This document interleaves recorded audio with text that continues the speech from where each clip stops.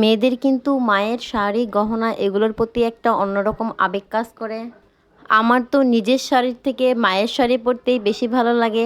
তবে আজকে কিন্তু আমি আমার বিয়ের শাড়ি পরবো আর সাথে আমার মায়ের গহনা। মূলত আজকে ছিল একটা বিয়ের দাওয়াত, আর আমি কি পরে যাব ভাবতে ভাবতেই মনে হলো আজকে আমি একটু লাল টুকটুকে বউ সাজি। বউ সাজে আমাকে কেমন লাগছে আপনারা কিন্তু অবশ্যই কমেন্ট করে জানাবেন। আমার বিয়ের শাড়িটা কিন্তু আমার অনেক বেশি পছন্দের। ইচ্ছা আছে এই শাড়িটা আমি সারা জীবন স্মৃতি হিসাবে রেখে দিব।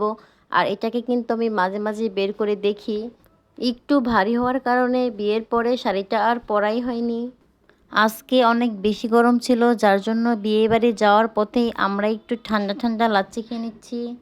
এখানে আপনাদের ভাইয়া একটু দুষ্টুমি করতেছিল, আজকে নাকি আমার হাত ছাড়াই যাবে না, কারণ আমি এই প্রথমবার এত বেশি গহনা পরে আছি আমি, আর ভয় লাগতেছে তার। যাই হোক, অবশেষে আমরা বিয়েবাড়ির গেটের সামনে আসি আর তখনই শুরু হয় ঝুম বৃষ্টি।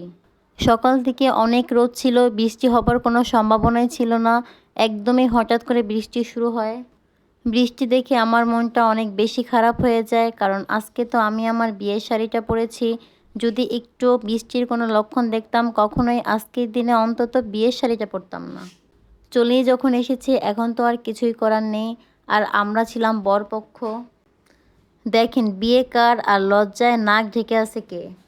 বেচারা জামাইয়ের টোপরটা পর্যন্ত নিয়ে নিয়েছে।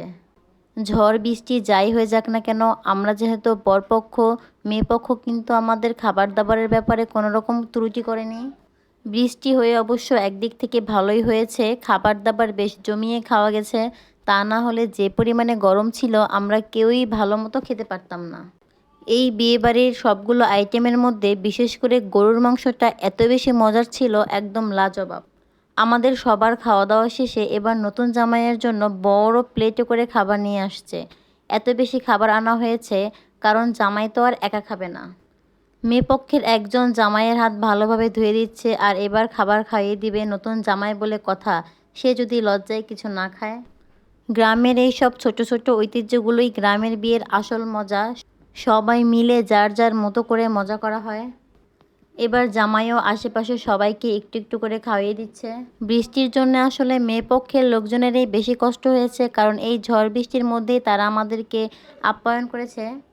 এইদিকে নতুন জামাইয়ের লজ্জা এতক্ষণে ভেঙে গিয়েছে, সে এবার নিজেই হাত দিয়ে নিয়ে নিয়ে খাবার খাচ্ছে। এটাই ঠিক আছে, খাবে নাই বা কেন, বিয়ে তো একবারই হয়। নতুন দম্পতির জন্য আপনারা সবাই মিলে দোয়া করবেন, তারা যাতে সুখে শান্তিতে থাকে। আজকের মতো এখানেই বিদায় নিচ্ছি, সবাই ভালো থাকবেন, আল্লাহ হাফেজ।